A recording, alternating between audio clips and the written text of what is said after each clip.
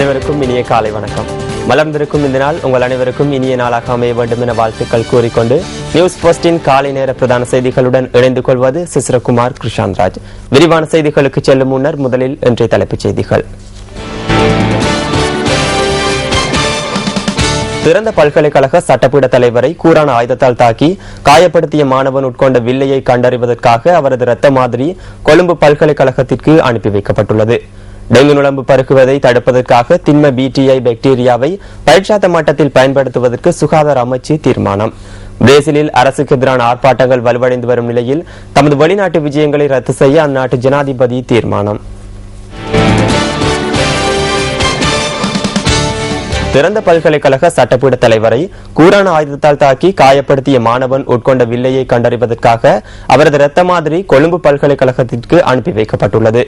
குறித்த மாணவன் தற்போது கலபோவில போதனா வைத்தியசாலையின் தீவிர கண்காணிப்பு பிரிவில் சிகிச்சை பெற்று வருவதாக போலீசார் தெரிவித்துள்ளனர்.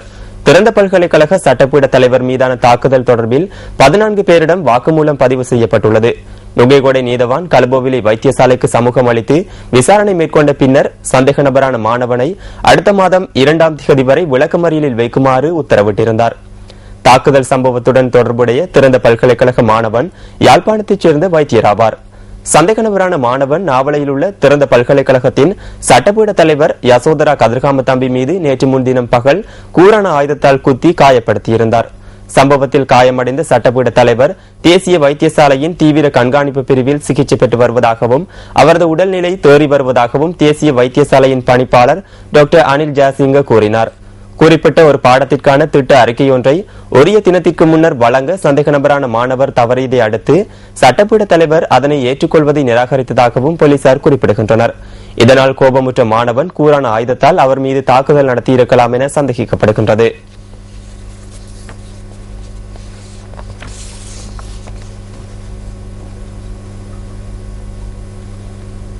டெங்கு நுளம்பு பெருகுவதை தடுப்பதற்காக திண்ம பிடிஐ பாக்டீரியாவை பரீட்சாத்த மட்டத்தில் பயன்படுத்துவதற்கு சுகாதார அமைச்சு தீர்மானித்துள்ளது. அமெரிக்காவிலிருந்து தெரிவிக்கப்பட்ட திண்ம பிடிஐ பாக்டீரியாவின் செயற்பாடு குறித்து ஆராய்வதே இதன் நோக்கம் என அமைச்சு குறிப்பிட்டுள்ளது. கலனி, கம்பகா, பொரலத்கமு ஆகிய சுகாதார வைத்திய அதிகாரி பிரிவுகளில் அடுத்த 2 வாரங்களுக்குள் இந்த பாக்டீரியாவை பயன்படுத்த உத்தேசிக்கப்பட்டுள்ளது. குறித்த சுகாதார வைத்திய அதிகாரி பிரிவுகளில் டெங்கு நுளம்பு பெருகும் அபாயம் அதிகமுள்ள பிரதேசங்கள் இதற்காக தெரிவு செய்யப்பட்டுள்ளன. திரவ பிடிஐ பாக்டீரியாவை வாராந்தம் தெளிக்க வேண்டும் என்ற போதிலும் திண்ம பாக்டீரியாவை சுமார் 3 மாதங்களுக்கு தொடர்ச்சியாக பயன்படுத்த முடியும் என சுகாதார அமைச்சு சுட்டிக்காட்டியுள்ளது. அத்தோடு மக்களால் இலகுவாக சுத்தப்படுத்த முடியாத கூரை, பீலிகள் போன்ற இடங்களில் திண்ம பிடிஐ பாக்டீரியாவை பயன்படுத்த முடியும் என தெரிவிக்கப்பட்டுள்ளது. இந்த பரீட்சாத்த நடவடிக்கை வெற்றியளிக்கும் பட்சத்தில் இதனை இறக்குமதி செய்யும் நிறுவனத்திற்கு தேவையான பரிந்துரைகளை முன்வைப்பதற்கு சுகாதார அமைச்சு தீர்மானித்துள்ளது. இந்த பாக்டீரியா இயற்கை சூழலுக்கு ஏற்றதாக அமைந்தால் சுகாதார அமைச்சின் ஊடாக அதனை கொள்வனவு செய்து பயன்படுத்துவதற்கும் உத்தேசிக்கப்பட்டுள்ளது.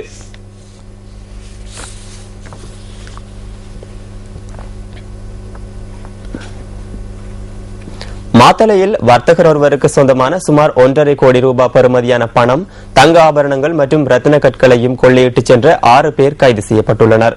லக்கலை பகுதியைச் சேர்ந்த குறித்த வர்த்தகரின் வீட்டுக்குள் நுழைந்து பணம் உள்ளிட்ட ஏனைய பொருட்களை கொள்ளையிட்டு தப்பிச் சென்ற சந்தேக நபர்களை மாத்தளை குற்ற தடுப்பு பிரிவினர் கைது செய்துள்ளனர். ராணுவத்திலிருந்து தப்பிச் சென்ற சிகிரியாவைச் சேர்ந்த ஒருவரே இந்த கொள்ளை சம்பவத்தின் முக்கிய சூத்திரதாரி என்பது தெரியவந்துள்ளதாக போலீசார் கூறுகின்றனர். இவரை கைது செய்து நடத்தப்பட்ட விசாரணைகளின் போதே ஏனைய சந்தேக நபர்கள் தொடர்பான தகவல் தெரிய வந்துள்ளது. இவர்கள் வேயாங்கொடை மற்றும் மினுவாங்கொடை ஆகிய பகுதிகளைச் சேர்ந்தவர்கள் ஆவர். கொள்ளை சம்பவத்திற்காக பயன்படுத்தப்பட்ட வேனை போலீசார் கண்டுபிடித்துள்ளனர். கொள்ளையிடப்பட்ட பணத்தை கொண்டு சந்தேக நபர் ஒருவர் மோட்டார் சைக்கிள் ஒன்றை கொள்வனவு செய்திருப்பதாக போலீசார் தெரிவித்துள்ளனர். இதனை தவிர சந்தேக நபர்களிடமிருந்து மற்றொரு மோட்டார் சைக்கிளும் முச்சக்கர வண்டியும் கைப்பற்றுள்ளன. இந்த கொள்ளை சம்பவத்துடன் தொடர்புடைய மேலும் சில சந்தேக நபர்களை கைது செய்வதற்காக போலீசார் விசாரணைகளை ஆரம்பித்துள்ளனர். 1000 பாடசாலைகளை அபிவிருத்தி செய்யும் வேலை திட்டத்தின் கீழ் காத்தான்குடி பிரதேசத்தில் அனைத்து வசதிகளையும் கொண்ட 4 ஆய்வு கூடங்களை நிறுவ கல்வி அமைச்சு நடவடிக்கை எடுத்துள்ளது. இந்த வேலை திட்டத்தின் கீழ் தலா 80 லட்சம் ரூபாய் செலவில் காத்தான்குடி மத்திய கல்லூரி, அல் அமீன் வித்தியாலயம், அல் நாசர் வித்தியாலயம், அல் ஹிரா மகா வித்தியாலயம் என்பவற்றில் இந்த ஆய்வு கூடங்கள் அமைக்கப்பட உள்ளன. இந்த திட்டத்தின் கீழ் அல்ஹிரா மகா வித்தியாலயத்தில் நேற்று அடிக்கல் நாட்டும் நிகழ்வு நடைபெற்றது. இந்த நிகழ்வில் பொருளாதார அபிவிருத்தி பிரதி அமைச்சர் MLAM ஹிஸ்புல்லா, பாடசாலை அதிபர் உள்ளிட்ட பலர் கலந்து கொண்டிருந்தனர். இங்கு அமைக்கப்படவுள்ள ஆய்வுக்கூடங்களில் அனைத்து வசதிகளையும் கொண்ட தகவல் தொழில்நுட்ப கல்வி, விஞ்ஞானம், பௌதீக கூடம், ஆங்கிலம் மற்றும் பிறமொழி கல்வி வசதிகள் ஏற்படுத்தப்பட உள்ளன.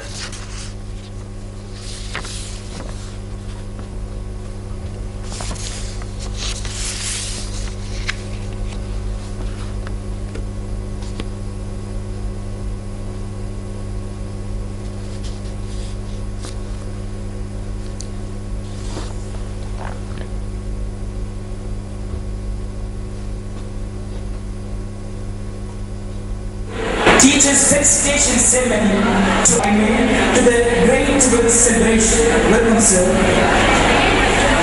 I cordially welcome the Great Will celebration.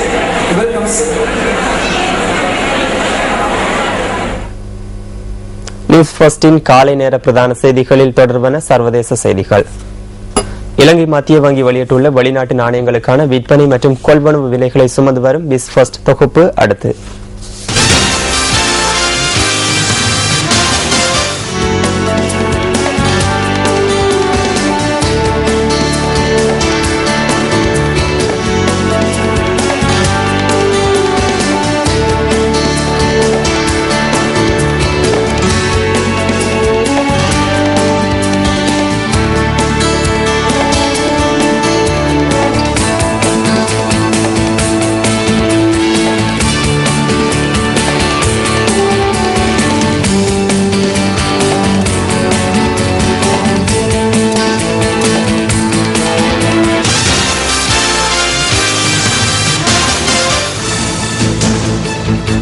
இலங்கையின் இயற்கை எழில் கொஞ்சம் பகுதிகளுக்கு உங்களை அழைத்துச் செல்லும் டிஸ்கவர் ஸ்ரீலங்கா தொகுப்பு அடுத்து.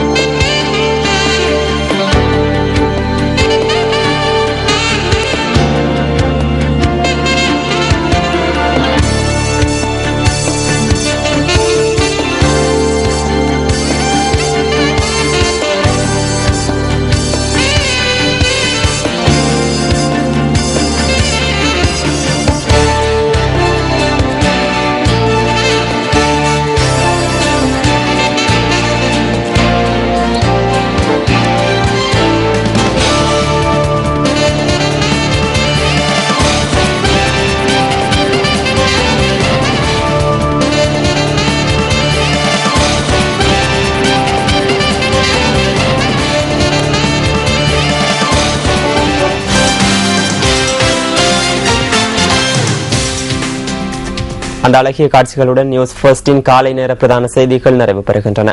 மலர்ந்திருக்கும் இந்த நாள் உங்கள் அனைவருக்கும் இனிய நாளாக அமைய வேண்டும் என வாழ்த்துக்களை தெரிவித்துக் கொள்கின்றோம். நியூஸ் ஃபர்ஸ்டின் அடுத்த பிரதான செய்திகளை 1 மணிக்கும், மணித்தியால செய்திகளை 10:25க்கும் எதிர்பாருங்கள். வணக்கம்.